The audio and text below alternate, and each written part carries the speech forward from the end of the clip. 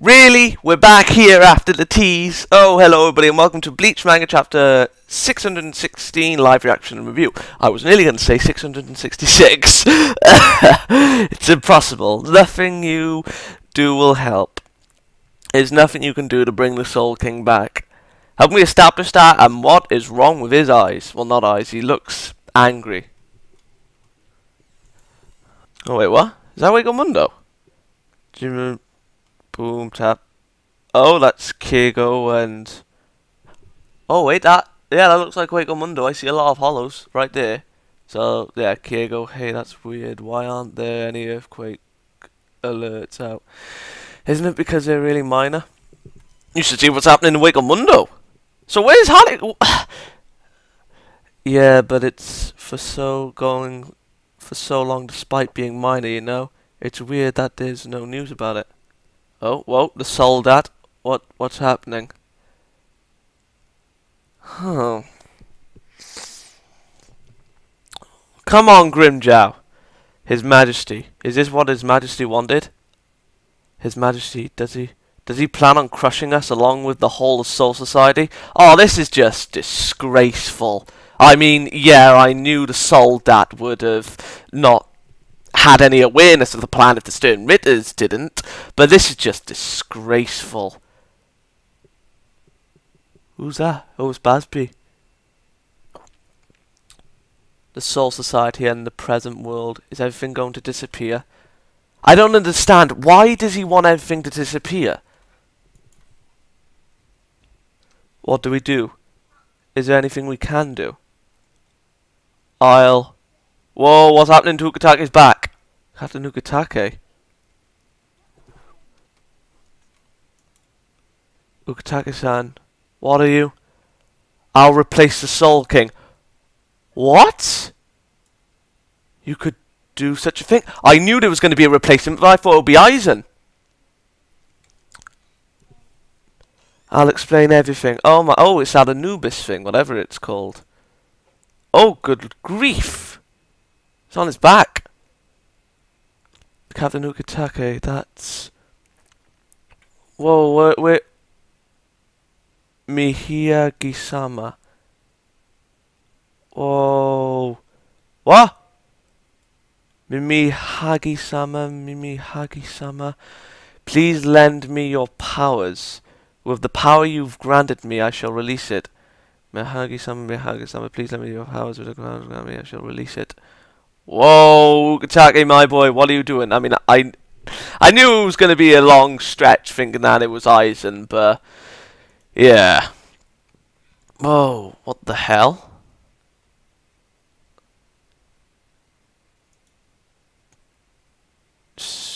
Mimihagi-sama, Chapter 616. The heavy rain, that hammers the ground of Soul Society. Mimihagi-sama, please save this child. Oh, are we in the past now? Wait! Please, this child. That looks like... Wait, is that him? Because that must be Ukitake on the top, but that looks like his third seat, that woman, the girl. I thought it was a boy at first, ages ago, but what, Hisane's sister? I've had this very bad lung disease since I was 3 years old. Yeah, that was him. This white hair of mine was an effect of the disease. I'm sure some of you are probably aware. Yeah. My life should have ended when I was 3 years old. Beg pardon, buddy? I've only ever heard of the name Mimihagi-sama, but only his name. Something like an indigenous god for the people that are located on the outskirts of East Rukon. The people of the 78th district of the East Rukon believe that it is a single-eyed god, and that it would protect those that are willing to sacrifice everything except for their own eyes. Right. This god was a god that had fallen a long time ago. Apparently it was enshrined as the Soul King's right hand. Beg what? My parents were very superstitious people, you see, and when I was abandoned by the doctors, they brought me to Mimihagi-sama's shrine immediately, and prayed that he'd take my lungs. Thanks to that, I survived, and even managed to become a Shinigami and work for the Serite. Okay. Oh, Jesus, buddy, no! Captain, don't worry. Mimihagi-sama has been eating at these lungs of mine, and it will continue throughout my body. It's a process we call kamikake. Everything in me belongs to Mimihagi-sama now. And by sacrificing everything in me, I've become Mimihagi-sama's representative. So you're the Soul King's right-hand man, essentially. I'm now the Soul King's right hand! Captain Ukitake, don't tell me that you've seen this coming and used the kamikake. That's right. I knew deep down from the time I was given a second chance this day would eventually come. It's my wish that this life I was given, it's given back for the sake of the Serite. Right. So essentially, I mean, like, in this type of way, I mean, Kubo was probably using the illness he had at the beginning. You know, we knew as an advantage. I suggest you close the door if you don't want to be spoiled. I lost my train of thought. Well, I know, but I'm going to say in the review section. Oh my shit. My boy Ukitake. They better not kill him. It's really shaking to think that I'd reach all the way here. The end is near for the Soul Society. You can hear me, can't you? This is as far as we innocents can go. We won't go any further into the darkness. However, if it's you, you'd be able to hear me even from here, right? Come on, answer me. Aizen Sosuke! I knew it, buddy! Oh, you bastard. You just end on the cliffhanger. I knew he was going to get Aizen. But is he going to do what I think he's going to do? Maybe that... Oh, be right back. Okay then, I have a little theory. I don't think that Ukitake is going to become the Soul King. I do, however, think he's going to become the right-hand man of the Soul King. Who I think is going to be the Soul King is Aizen. Now, when Aizen went through that, you know, transformation thing with the Hokyoku and then got to the fourth or third form. Well, I'll just say the butterfly form for the sake of it. Where, you know, he essentially looked like the Soul King, except, you know, with a little bit more life and vitality within him. What I think is going to happen is that Shunsui went down to get Aizen. That was proven, right? I don't think I said it in a review, though, but I did say it afterwards. I either said it in a review or when I was, you know, talking to my brother. And a few others. But anyway, regardless, I think Shunsui going down to see Aizen, right, he's going to get him, and because essentially he's fused with the Hogyoku, he could still become, you know, replace the Soul King. I mean, with Ukitake saying this, replacing was on the table. They can't resurrect Juha's father now. So... because I don't know the process, whether Ukitake becomes Mimihagi remains to be seen, or he just becomes, you know, Ukitake and has a half of Mimihagi like he does now, but instead him eating it away, he's just like, you know, a healthy, essentially demigod for all things considered. And Ukitake becomes the right-hand man of Aizen when he takes his throne, you know, to keep it in line. But I don't really know the power that Aizen could have if he did become God. This is ironic, isn't it? They stopped him from becoming what he wanted, and now they want him to become what they stopped him to be, essentially. And the funny thing is, though, the powers of the Soul King that we know thus far are, well, actually, the stuff that he gave to Juha, essentially. So that was probably given through him. But the stuff that he has now that we've seen is basically keeping like, you know, the balance within the worlds, and, you know, the process of the souls, I think, was a just harmonious balance between all the worlds. But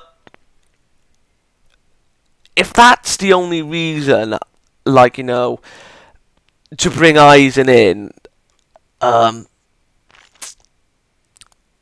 how should I word it? Right, they're going to have to put Aizen as the Soul King straight away. They're going to have to run up there, put him on, while Ichigo fights Juha. That's what they're going to have to do.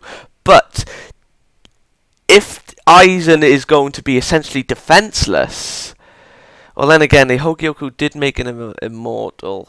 So, yeah. Depending on if he has more power than this Soul King, it remains to be seen. But I think that him being defenseless like this Soul King would be essentially stupid, in my opinion, because Juha could easily, Juha or Hoshwald or Uryu could just go up and then just start the whole thing again, and the process would rinse and repeat. So yeah, I think Aizen will have some powers. It's just that with Ukitake being the right-hand man, and Mihagi can keep him, you know, in line. So yeah, we learned a little bit about Ukitake, which, like, you know, him as a child, we knew about the disease, but, you know, a little bit more backstory into it. Now, what I was going to say is, a lot of people may look at this as an ass pull, and to be perfectly honest, I can agree with them with, you know, Ukitake and the Mimihagi thing. It seems a little bit convenient, but at the same time, it doesn't, you know. Like, from the writer's perspective, this is essentially what I like to call silent foreshadowing. Like, I've done this myself. I mean, like, there's either a word or event that you put in. Like, essentially, for me, it's word and event, not picture and event. Well, you know, just for writing, essentially, not, you know, a manga. You just place an event there. You yourself know what you're going to do with it, but it's going to be done much, much later. And then, because there was no major hint, so to speak, that could make people theorize, some people may call that an ass pull.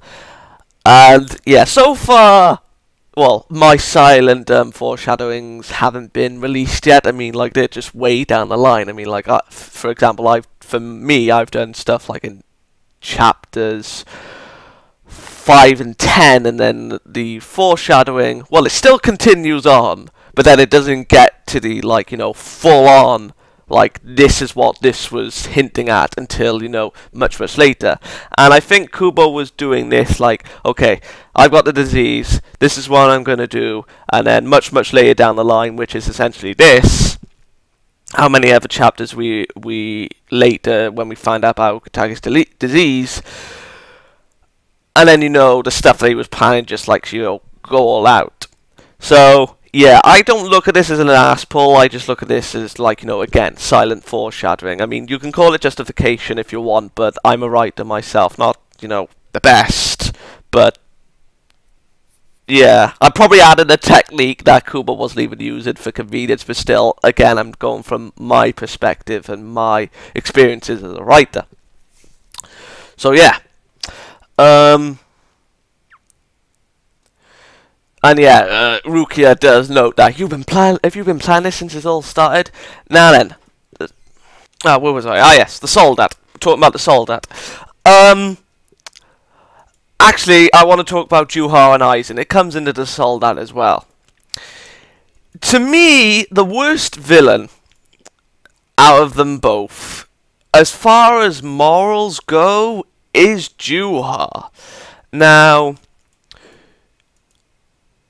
it was obvious that the Soldat didn't know Juha's plan. In fact, we don't really know it to the extent, like, we knew he wanted to kill the Soul King, except why the destruction of everything unless he wants to create, act like the Phoenix, create everything from new.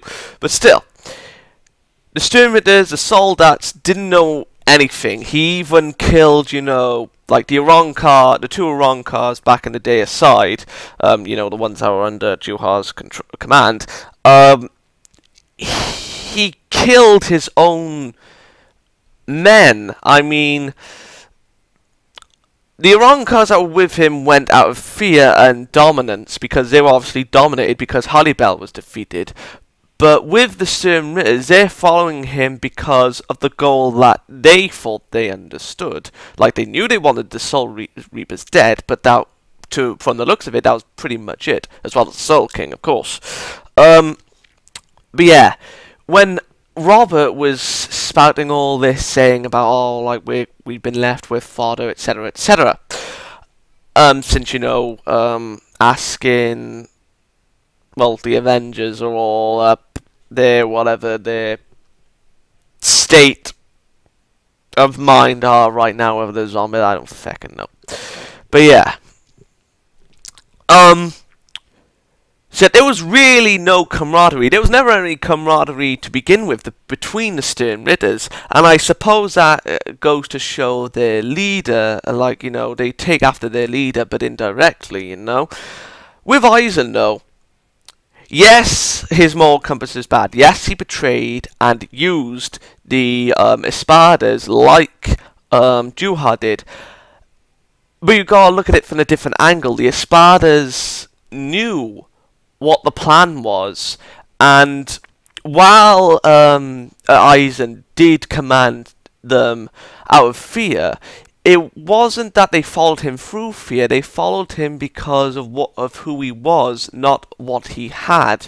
Yes, he had things to offer them, like, you know, Stark, finding, you know, people to be around that he wouldn't kill, Aroniru to stop the pain, which he didn't, but still, bastard. That's another story entirely for me.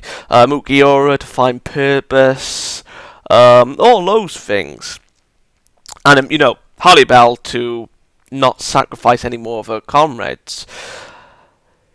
While he used words, which is a frightening skill, at the end of the day he was being honest. I mean, he gave Ukiura purpose, he gave Stark comrades that wouldn't die, he essentially stopped the pain for Aroniru until obviously, you know, Rukia done him and her dirty. Still pissed about that fight, I will be till the end of Bleach. And Baragan, now this is the thing, while he did, you know, essentially,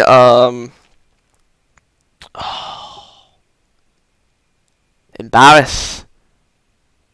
There's another word I was thinking of. Well, I'll just say embarrass. Embarrass Baragan's kingship. He did offer him power and a place among the army while he was number 2. Which he should have been number 1 in my opinion, but I think it was because why Stark was number 1 was because of his reishi, you know, where everyone would die around him. It was, you know, so overwhelming.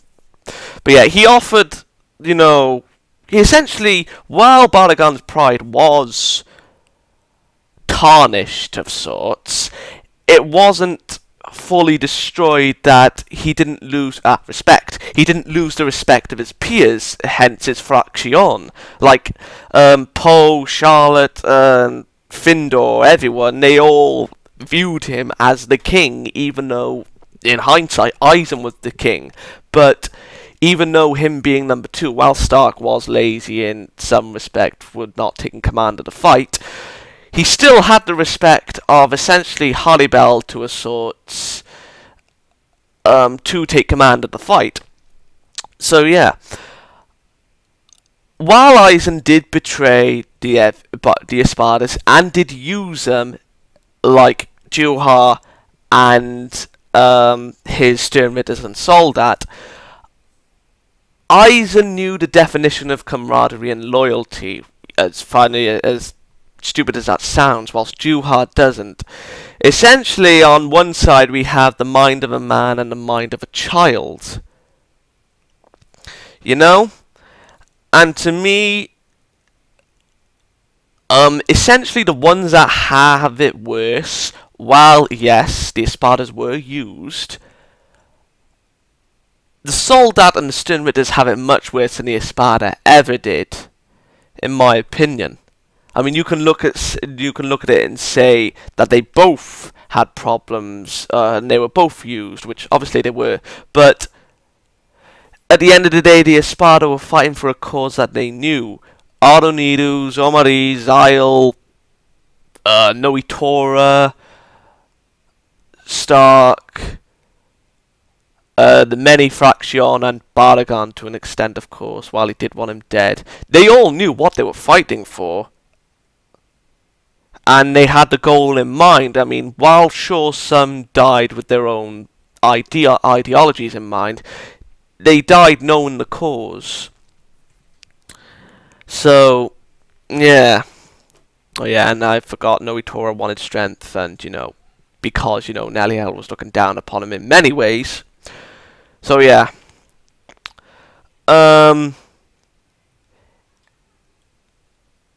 It kind of trailed off, but I just wanted to talk about that. Sorry for the segue. Back to the review. This is essentially a part of the review. With all this going down, whether Aizen or Ukitake becomes the next Soul King remains to be seen. To me, it's going to be Aizen that becomes the Soul King. Ironic, isn't it? And Ukitake becomes the right-hand man, because that does make sense, in all seriousness. So, yeah. I'm going to give this chapter a 8.5 out of 10, mainly because, like, you know, with the theories that are arising, while may be true and obvious, well, it may not. Yeah. Character development of sorts for Ukitake. You know, because he's prepared to sacrifice himself to, you know, essentially become the Soul King, even though, you know, Shunsui is off doing his own business. Set up for the return of Aizen. Oh yeah, and since Aizen is here, my theory of Shunsui has been debunked, you know. The eye patch was missing and he offered Hoshwald tea. I mean, come on. And yeah, all in all, it was a pretty good chapter. I do apologise for the section where I was talking about Juha and Aizen, but I just wanted to get it done. But in all honesty, I might as well ask the question, which one do you think is worse, or do you think they're both bad as each other, you know, Aizen and Juha? Let me know in the comments. Really good chapter, nice setup. While the fight is being stalled, to be fairly honest, I'm not prepared to go into another, the chapters coming down the line to be the actual fight. I'm actually prepared for, like, little sections and then, you know, more setup, which essentially is this, but in a sense it's exciting setup. So yeah, 8.5 out of 10. See you next week. Oh, but still, I really want Grimjow back. Kubo was just teasing me. Good day.